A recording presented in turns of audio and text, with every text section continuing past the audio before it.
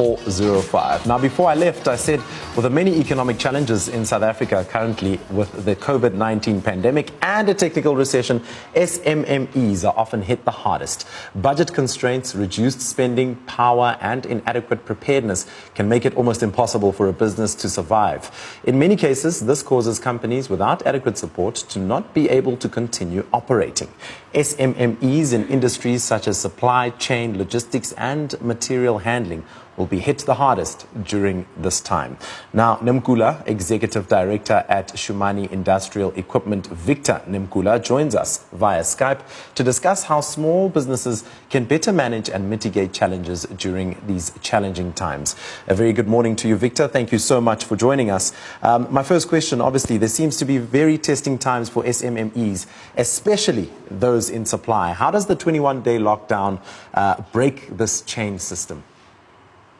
Jacob, the lockdown because of the COVID-19 came in at a very bad time for the SMMEs, because at the time they were already facing challenges with the global recession in the South African economy. So it's going to be rough with the disruption of global supply chain, goods coming from China and from many parts of the world being stuck at the ports, and some of the goods that have been imported not even reaching our shores. So it's going to be very tough from a cash flow point of view for many businesses. And then what is the likelihood that some of these small businesses will actually survive this 21-day lockdown? I mean, I read a story the other day about Edcon, even as big as it is, not being able to, or possibly not being able to pay the salaries of their employees in the coming months. You know what, the challenge is going to be very, very bad. Most small businesses don't have the operating cash flow that would last them a month. To start with, forget about when they are not operating at all. So 2.3 million small businesses in South Africa, making 98% of total business activity in the country, is going to be rough. I don't see many of them surviving the next 21 days, let alone if it gets extended, if you look at the behaviors of many of our people in the streets. Could small businesses like my own, I run a coffee shop out of Joburg CBD, and I've obviously had to slow down my operations and almost stop come 21-day lockdown since Thursday. What about a company like me? What happens to somebody like me who sells coffee to a certain amount of people who are supposed to be at work, but because of lockdown and slowing operations down, I don't have any more walk-in customers? What are the prospects looking like for somebody like me when I look at the 21-day lockdown, post-21-day lockdown? You know, there are certain costs that you are not going to postpone unless if you negotiate with your service providers, like your landlord. Your rent will need to be paid unless you get a payment holiday. If you've got a loan with a bank, that loan needs to be serviced unless you get a payment holiday from the bank. More so if the interest on the loan that you've taken are lifted for the period that we are under lockdown. Your staff, depending on how it is done, with a contract, I suppose most of the guys are paid on commission or tips. But if there are overhead sitting on your businesses, I don't see how you will survive unless you've got cash stashed somewhere. But for a typical small business, it's going to be tough indeed, because at the moment you are not operating, so which means you're not generating any income, but you still have to continue paying overheads. So unless something is done, is going to add another 1 to 2 million people unemployed in our economy. Victor, could the answer be for a business owner to actually make contact with their landlord and make contact with their bank and plead for things like payment holidays in the hope that when things do come back to normal, they'll at least be able to start operating again, at least operating from somewhere? That is exactly what any business person would need to do.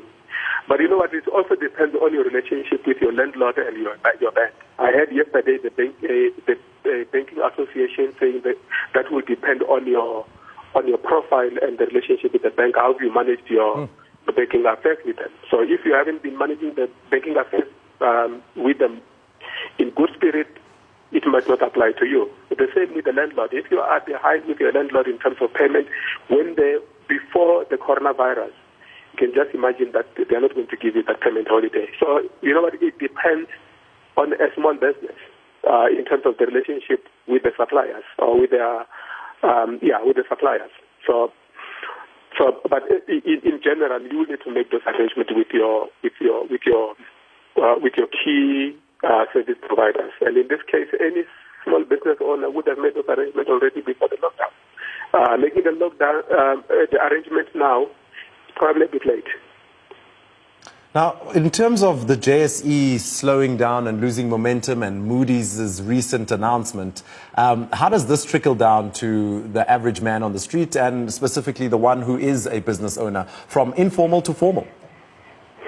Well, it's going to hit us all because there is surely going to be a reduction in business activity in the country, not only now during the 21 days, but beyond. If you are going to have many people unemployed, the triple effect is that you are going to have less customers in the market. So it's going to be rough. I mean, not only small business, but big companies are going to be hard hit because the condition, and also depending on who you are servicing. Big companies now, they are trying to extend the payment terms.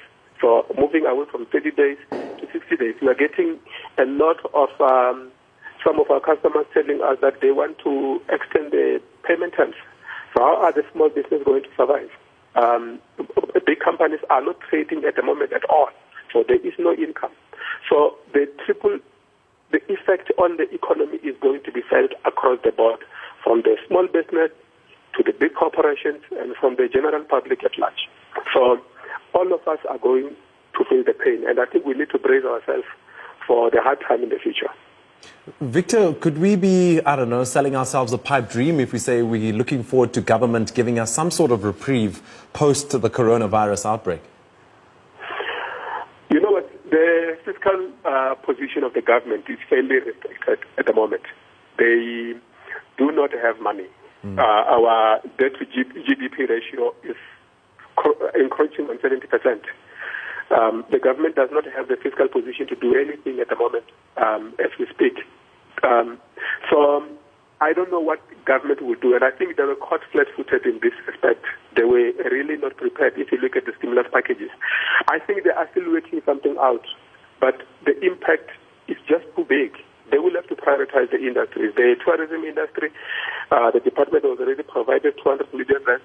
There are some money that are being put aside, but I think it's just too small. I think we'll just need to be creative. And I'm hoping that post this COVID-19 pandemic, many small businesses will need to be more creative going forward, because there are risks that most of us would not have priced into our business, daily business activity. So yeah, something will need to be done, but the government does not have the space to do much for small businesses now.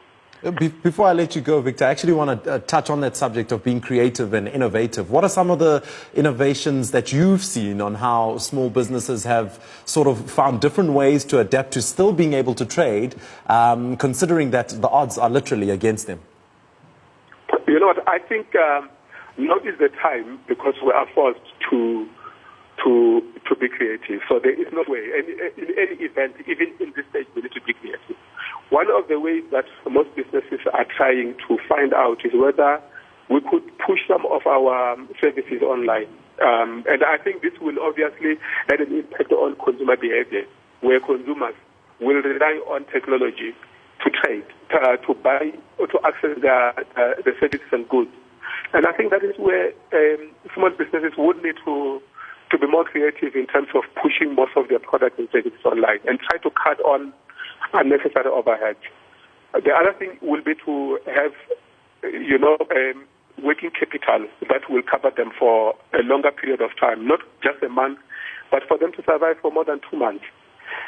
Most small businesses, as we know, are survival businesses where they operate from hand to mouth. But I think that period is behind us. We'll need to save more in order for us to survive the tough times that are coming ahead. Victor Nemukula, thank you so much for your time. He's the Executive Director at SHUMANI Industrial Equipment.